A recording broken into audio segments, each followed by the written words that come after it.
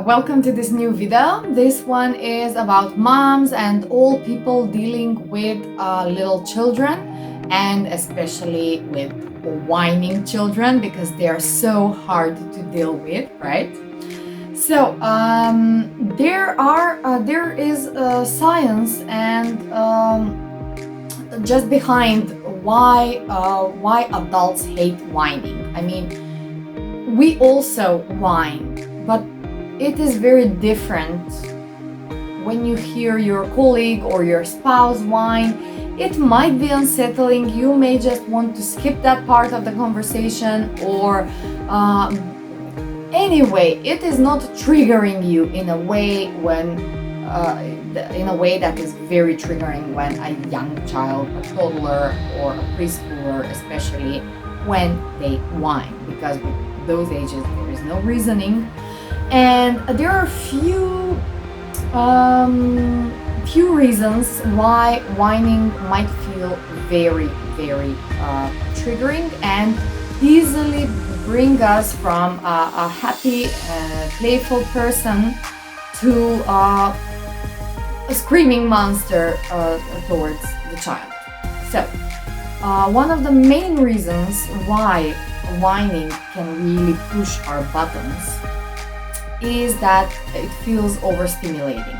So you have the noise, you have the call to action, you have the sense of urgency that it gives you, you have the crying that kind of gives you the impulse to change something, to fix things for this little person, and it can really overstimulate you. So you may not be able to regulate your tone or even fake feeling not irritated, and try to respond from a calm place, because when you're dysregulated, when you're overstimulated, it's very hard to find the calm place from which to respond from. And the main cause why it is disturbing us, because we are programmed to want our child to be happy and to want every child to be happy. You have this little child, and dealing with it should go naturally and should go easy, and they should be happy. And these are all social myths that we have about children. When you think about children, you don't think about screaming children that are having hard time. You think about playing children that are happy. And the fact is that children are also human, and they're tiny, dysregulated humans, and they go through the same processes to which adults go, and adults are allowed to be grumpy, to be sad, to be irritated, to want to fight, pick a fight with anyone, and they are allowed to do so. They're not pleasant when they do so, but they are allowed. And trying to perfectionistically keep the child happy at all times is putting a lot of burden to the child, sending them the wrong messages that only happy children are accepted and loved and are worth of our attention. And this kind of pressure can really mess us up if we don't face it when our children are starting to whine about something. Another thing that can really push our buttons when we hear young children whining is that the subject they are whining about feels too small. The other day, my daughter had a full-blown tantrum with 15 minutes of crying, screaming.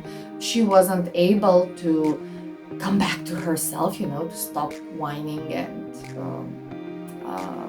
having her feelings, because she was not the first to go to wash herself in the bathroom in the morning. She was not the second. There was no competition. She is 4 years old, and she has never been competitive to go first in the bathroom. So it was not about the bathroom, and this was very clear to me. It was about the treatment that she had, the feelings that built up in the morning. She woke up and came to my bed very early in the morning, most possibly being hungry, being scared of a dream she might have, or just feeling woke up and needing some attention. I had a very late night that day, and I was still in bed and it was way too early for me to get up. So I kind of slept next to her. Although I was aware, I decided to sleep for 1 more hour. So she was very bored and felt like I hanged up on her for a whole hour. And then we get up from bed and Daddy has already been to the bathroom. Her brother has already been to the bathroom, and she suddenly decides that it is too much. She wanted to be the first, and this was the first time when she said, I want to be the first to go to the bathroom. So you see, it's not about the line in the bathroom. It was about something else, some other needs that were unmet. And when you feel that the subject is very small to have such a tantrum, such a whining episode about it, you are most probably right. The subject isn't adequate to the feelings, but that tiny drop is the one that will overflow the pot of your child's emotions. So it has been building up. It can build up from the morning, it can build up from a few days ago, and it is like being in a Sherlock Holmes mode to try to figure out why things are the way they are. Also, I've noticed that the longer the days they spend in kindergarten, the more they will be inclined to seek for more attention.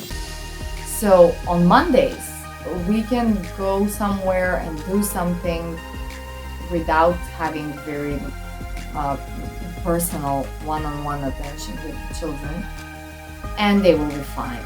On Thursdays, on Fridays, we will have drama if we try to go somewhere and not hold hands or not hold each other, not hug, not do everything that, because it builds up. Feeling disconnected builds up. It's most likely that it's Thursday or Friday that the kids come to my bed at night because they miss me, and that's fine because they were out in kindergarten without mommy all day. So you see, it kind of builds up. Sometimes part of the overwhelming whining can be feeling like nothing could stop it. And this may literally drive us crazy and make us answer with whining, answer with anger, answer with an attempt to stop this behavior right here and right now, which is, and this is very counterintuitive, it is not a successful way to stop it. Actually, being over the situation, like being at top of that, like it is not something that can distress you, is a more successful way to address this behavior. And facing it calm is definitely going to sort things out faster and better, and make things pass faster and more long term than just pushing them under the rug and pretending that it's fine. Whining can be so persistent if children are not receiving a positive or negative affection and attention through other behaviors. But test and find out that you have this tremendous response to whining, whether it is a good or bad response. They may go and whine more often just to get that reaction back more often. So basically, the safest, if you hate whining, the safest for you is not to overreact on whining. Easy to say, very hard to do.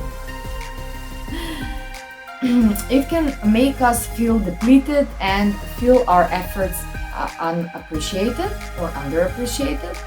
And this kind of brings us into ego talk, where we say, aren't you happy with what I provided? You whine about the skirt or the trousers, but I bought you the backpack, I bought you the sneakers, I bought you food today, why are you not appreciating me? And this is not a talk that we are supposed to have with our children at any age, but particularly mostly in their young age, because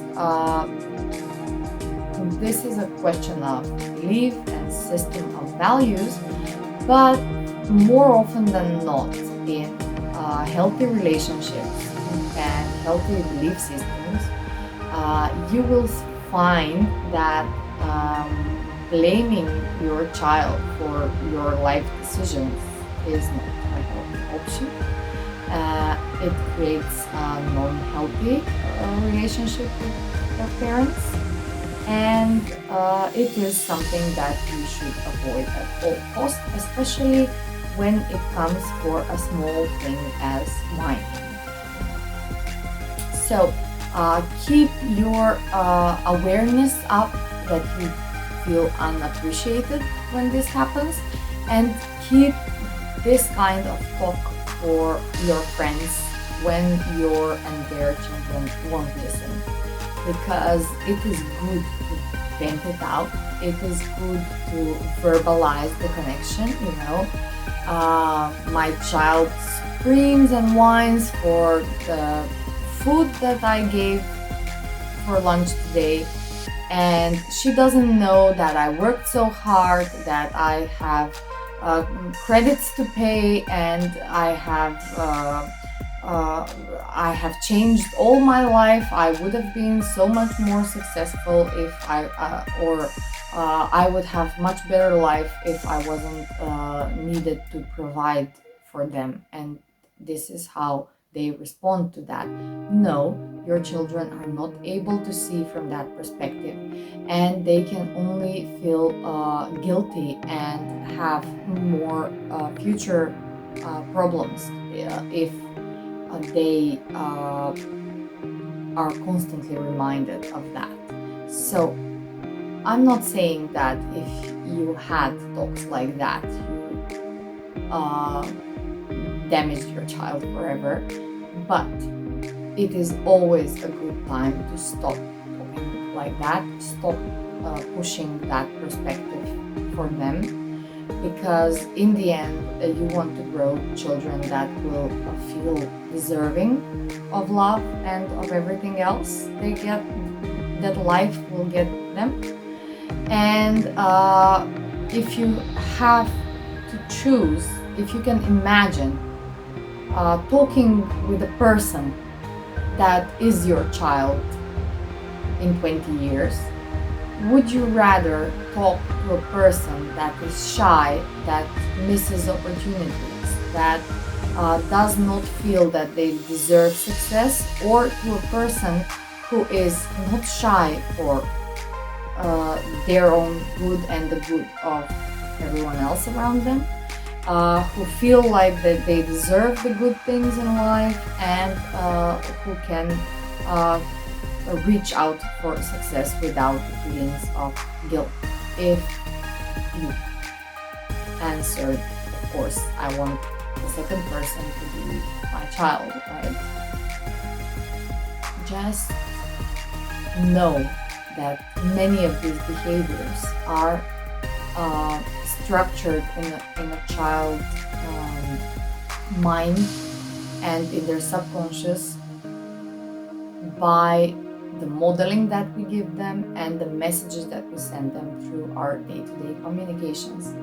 So next time your child is whining, take a deep breath. If you need time out, go and grab your time out, because that will probably feel better for you and help you overcome the perspective. If you are fighting with a child, you are granting them the control of your emotions.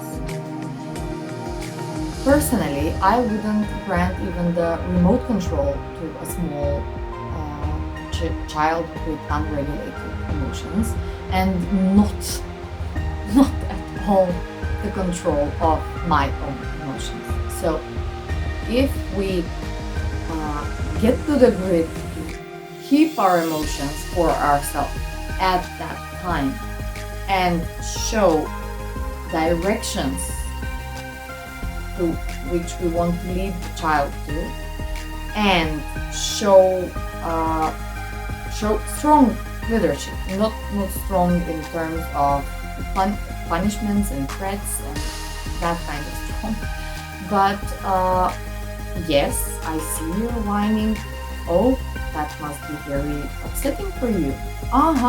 You know, like, if this person wasn't your child, and if this conversation wasn't at a very high pitch, and if it wasn't very disturbing, and if it wasn't directed toward you, but it had nothing to do with you, how would you react?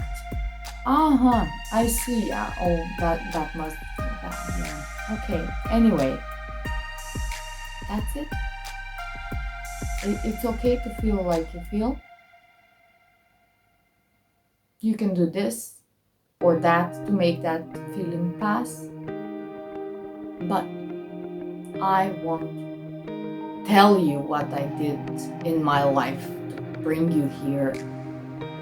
I won't verbalize any things that I might regret saying later. No, I'm just on another level. I wish you good luck with implementing this and staying atop of the situation when your child whines, and let me know in the comments below if you had any such successful stories after watching this video. Thank you very much for your attention, and know you can do this.